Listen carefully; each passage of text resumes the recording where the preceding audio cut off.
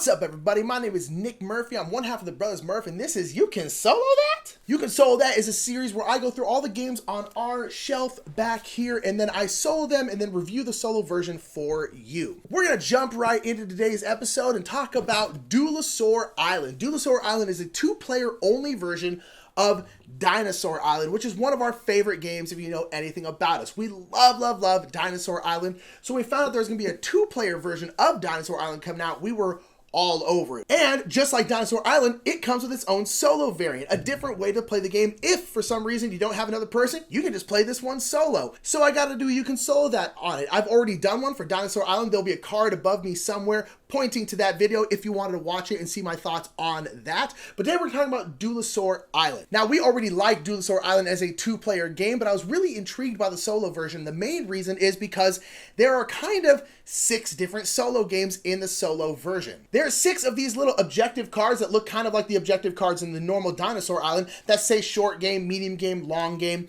just like Dinosaur Island, but these are all for the solo game, and each one of these cards is technically a different little solo game. They ultimately play very similarly, but you're playing against a different AI character each time, and that AI character has different goals, can score different things. Some of them can score coins, some of them will score DNA. They score different stuff, and so each of them works a little bit differently, and each of them plays a little bit differently. And they have different difficulties. There's 2 for the short game, 2 for the medium game, 2 for the long game. So this made it a little bit difficult in terms of doing the video for this, because I was like, I don't want to show all 6 because that would just make the video way too long. And honestly, once you know 1 or 2 of them, you can pretty much figure out the rest. So I will say this won't be a completely exhaustive teaching of all 6 of the scenarios. I'm just going to show 1 of them, but basically once you know 1 of them, you'll be able to figure out all the rest. And as I say in all my You Can Solo That videos, I'm not teaching the entire game. I'm just teaching what is different in the solo game versus the normal game. So let's get Deulosaur Island down to the table. Let's pick one of the scenarios and let's see how it solos. Dinosaur Island, Deulosaur Island, ow, ow, ow, ow, ow, ow. Alright, so Deulosaur Island, this obviously is not the entire game, but first thing you need to do when you're playing the solo game is choose which solo game you want to play.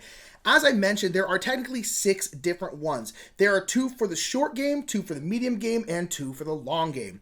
And then each length of game has 2 different difficulties. There's 1 threat, denoted by the corner up here, or 3 threat. This is the easy, this is the hard. And so we're gonna go ahead and choose Herbivore, herb-ivore, hilarious, love the puns, which is the easiest version of the medium game. We're gonna go ahead and choose this one and get rid of all the rest. So we'll go ahead and do the setup for Herbivore here. Alright, so this is Deulosaur Island. If you've never seen it before, one thing I will say is this here will be your player board, but your game does not change at all. You play your game totally normally in the exact same way you always play. The AI person is the person that changes constantly. So I'm not going to talk about you at all because you don't really do anything differently. Okay, so now we're going to get into the setup for Herbivore, the AI character specifically. First things first, with any setup for the AI game, you're going to take out the HR manager, the programmer, and the insider because they depend on you having a conscious, non-AI opponent. So take these 3 specialists and throw them out of the game. So every AI opponent will have their specific setup right here on the front.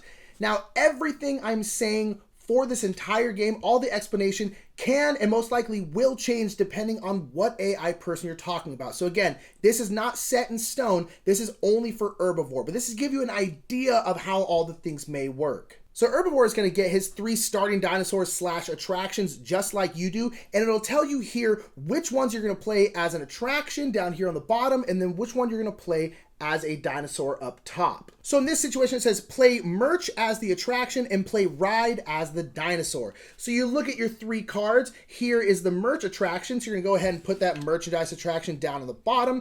And then you find the one with the ride attraction. That's gonna be your dinosaur. And you put that dinosaur up top as a dinosaur. It also says requires at least 1 coin plot twist. So we go to our phase 2 board, and when we randomly choose out plot twists, you just have to make sure one of them has coins on it. If you draw them with no coins, go ahead and draw again and draw until you meet the criteria on the AI opponent. So in this case, this one's fine, and then randomly, like you usually do, put them out in their spots, and then you are good to go for that. You're going to put your cubes and the AI cubes on the normal visitor spot at 5 and the normal excitant spot at 1 and the PR place in the normal spot on the 3rd. Now on the normal board here, Herbivore will get no other cubes. All the other cubes, these right here, you can just throw off to the side. He won't need them because he's not going to get any DNA and he's not ever going to need to increase his security or increase threat or anything like that. And that is our whole setup for Herbivore here. Now let's get into how Herbivore plays the game. So on the back of their little setup card is how they actually play the game. The text is a little small, so I'll try and blow this up a little bit more. But nonetheless, this will tell you each phase 1, 2, 3, and 4, how he goes about getting dinosaurs, getting cards, getting coins, getting whatever.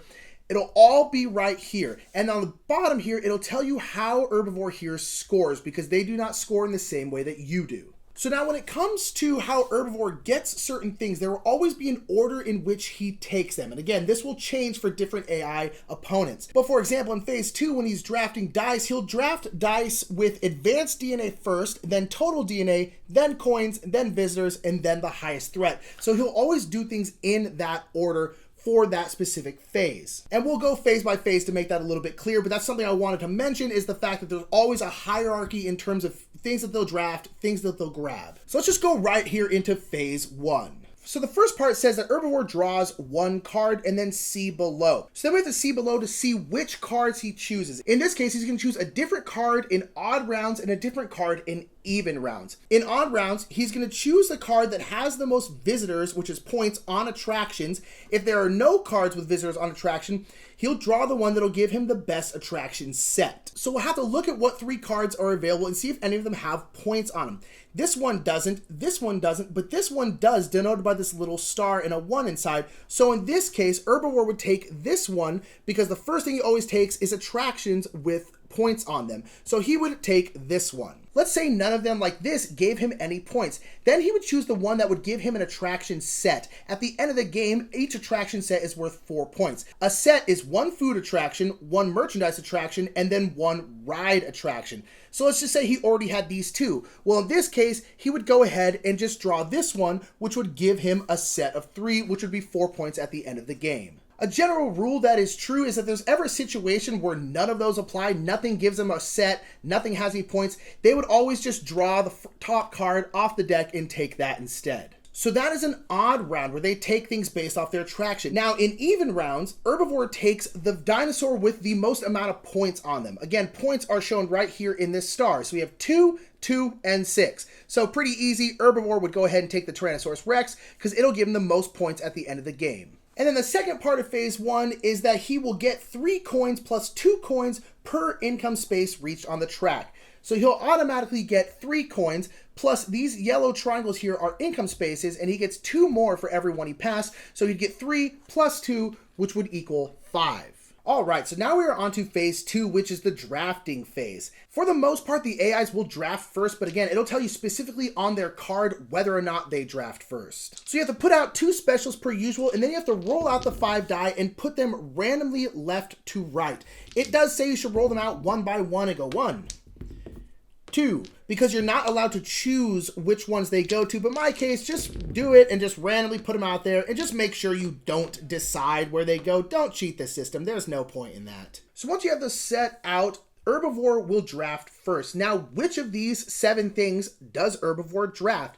Again, that is on their card, and it will have a hierarchy of what things he will draft first, then second, then third, then fourth, depending on what is available. So in this case, he will always draft advanced DNA first. So that would be either this one or this one here. Both of them have advanced DNA. So now they both have an option of 1 because this slash means this one or this one. So technically these are both 1. So which one would he draft? How you decide that is you look at the plot twists. This one here is ×2, so it's ×2 whatever's here. This one's ×3 whatever is here. So technically this one is 3 advanced DNA and this one is only 2, so he would get this one. Now, Herbivore can also draft a specialist. Now, he won't actually draft the specialist. What he'll do is just take the specialist and discard it and get the discard bonus, which is down here, just like what would happen if you went ahead and discarded it. So you do also have to look down at these, because if there was no more advanced DNA up here, but one of these had advanced DNA, he would then draft that instead of one of these dice. Now we come to the part that can be kind of confusing,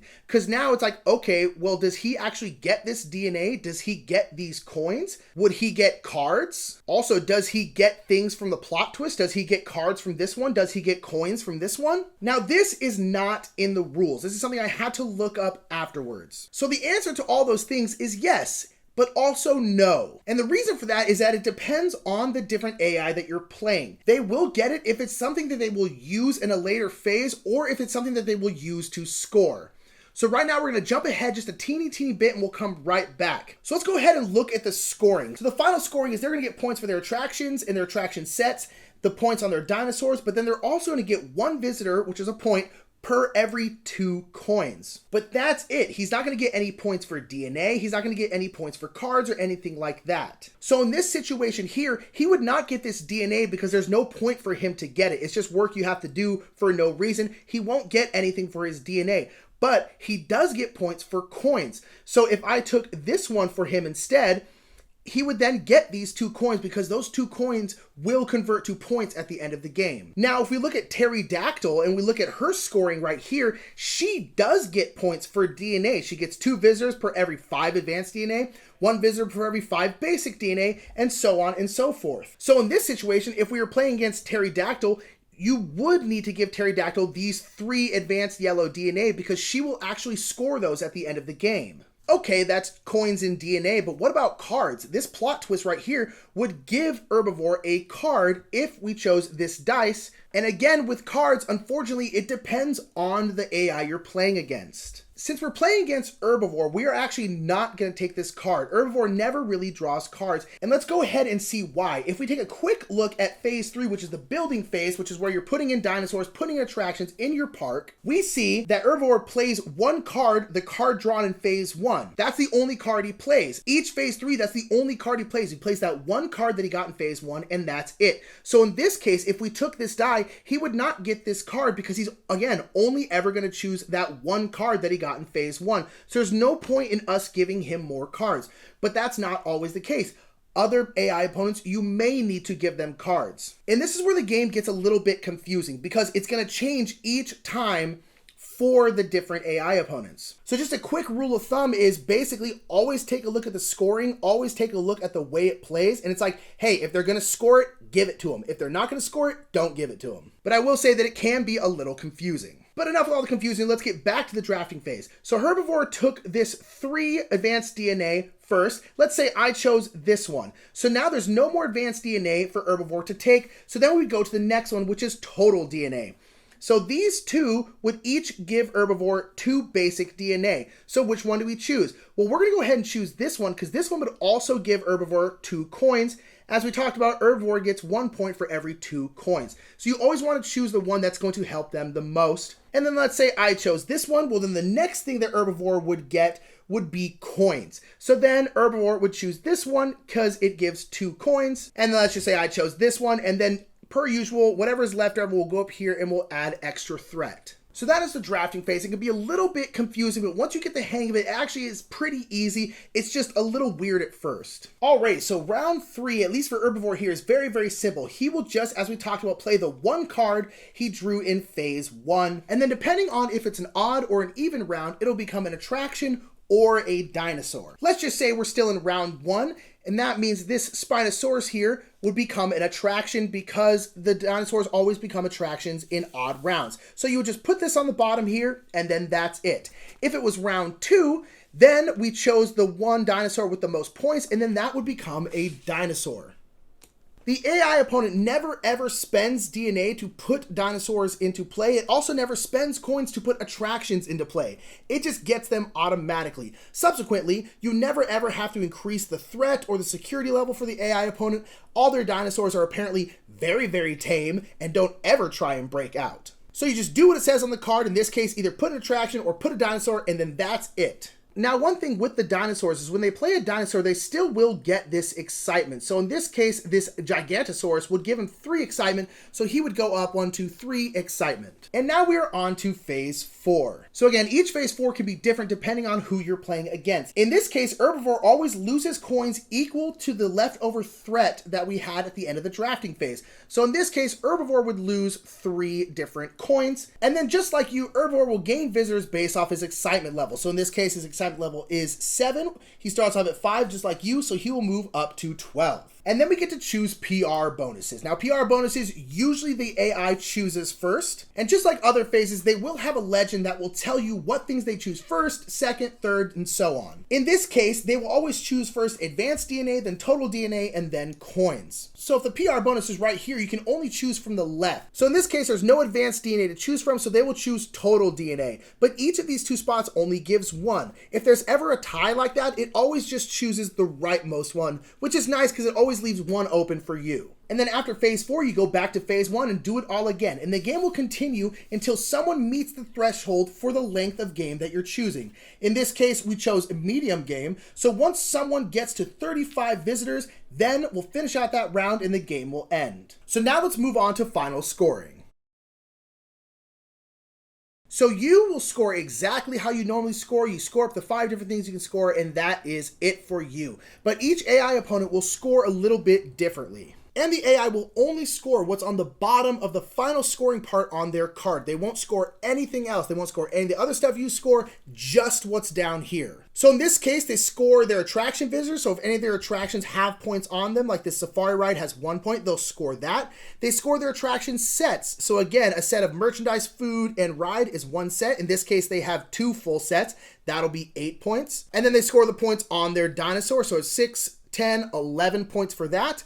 And then the special scoring for Herbivore is they get 1 visitor per every 2 coins they have at the end of the game. In this case, they have 12, so they would get 6 points. And that is how Herbivore scores. So you score in your normal way, Herbivore scores in his way, and then you compare. If you have a higher score, you won. If you don't have a higher score, you lose. And that is how you solo Deulosaur Island, specifically Herbivore. So that was Deulosaur Island. So what do I think? Long story short, I like it a lot. I really, really like it. I actually think I like this version better than the Dinosaur Island solo version. And I like that one a lot. This one is just really, really good. It's short, which is nice. I do enjoy short solo games because a lot of times when I'm soloing, I don't have like an entire evening. I kind of just want to be like, hey, I got like an hour, got like 45 minutes. Let's solo something real quick. This is a great one to pull out, pick one of the ones, and just go for it. So now let's get into the different scenarios. I will say I haven't played all 6, but I have played a number of them, and I really like them all. They all play pretty differently. What you're doing is pretty much always the same, but there may be some slight differences because someone like Herbivore, who I showed in the video, he gets money off of coins. So you kind of have to make sure you're not allowing him to get a ton of coins. If there's a plot twist or something where it would allow him to get coins, you may want to take that even if you don't necessarily need it that much or need it more than something else, just because you don't want him to get the coins, because he gets 1 point for every 2 coins. And in the end of the game, man, a lot of times he would get like 14, 15 points just off of the coins. And usually going into final scoring, the AI character is in first because they don't have as much endgame scoring as you. Usually they go into it in first and your endgame scoring has to make up that lost space.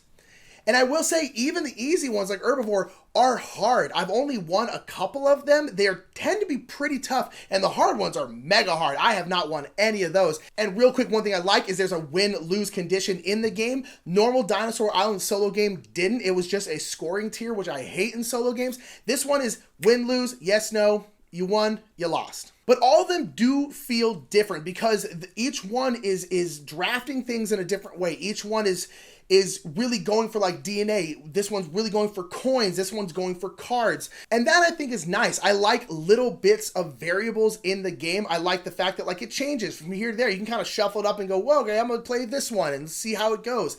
I like the fact that it's challenging. The easy ones are pretty tough. The hard ones are very tough.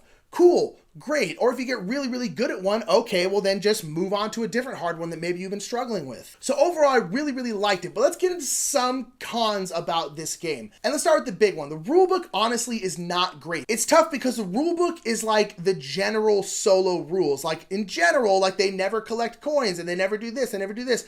But like each different AI character breaks a lot of those rules because this one may never collect coins and this one always collects coins. So it's different from each one to each one. So it makes learning each one difficult. It makes trying to remember like, oh, what are the rules for this one?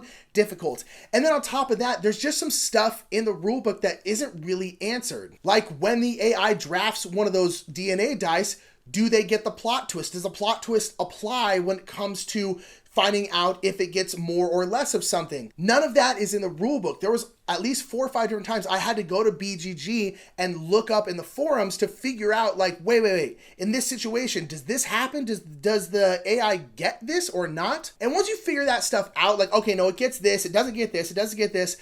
Then once you have that in your head, you figure it out, then it's all good to go. And everything else you can figure out no problem on your own. It's totally fine. But there is that period where you're like, I don't have any of the answers to these questions. And there are a lot of little questions. It also doesn't help that 1 or 2 of the examples in the book for like grabbing things or scoring are wrong. And they've said like, hey, these ones are wrong. Like, just let you know, like, these ones in the book are wrong.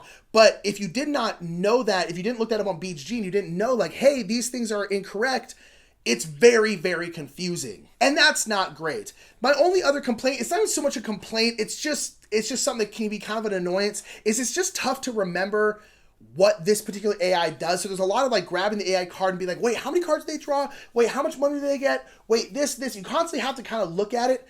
It's not a huge deal, and it's mostly because there's 6 different ways to play the game. And honestly, I would rather have those 6 different ways than only having one way. But it is something, there is a constant like, I have to look this up again, and that can get a little annoying. That's more me than anything else. Like, that's just the reality of playing a game with this many variables in it. But overall, I really liked it. I think they did a great job with it. I think it feels like the normal game, but again, it's a little bit different. You do definitely have to watch out for the AI, and each AI does play differently and does feel differently, and I think all of that is really, really great in a solo game, especially one that takes about 30 minutes to play. Deulosaur Island is quick. That's one of the main things I love about it.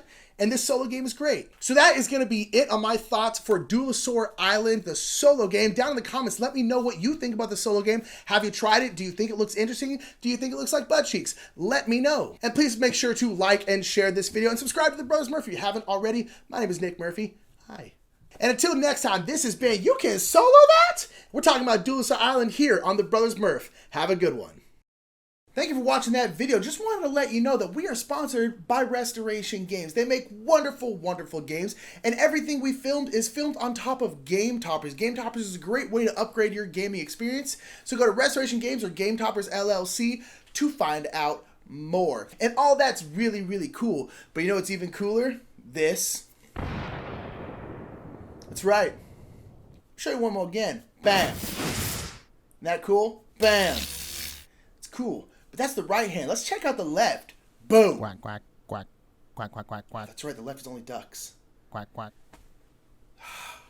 I gotta learn other spells for my left hand. Quack, quack. Ducks, damn it.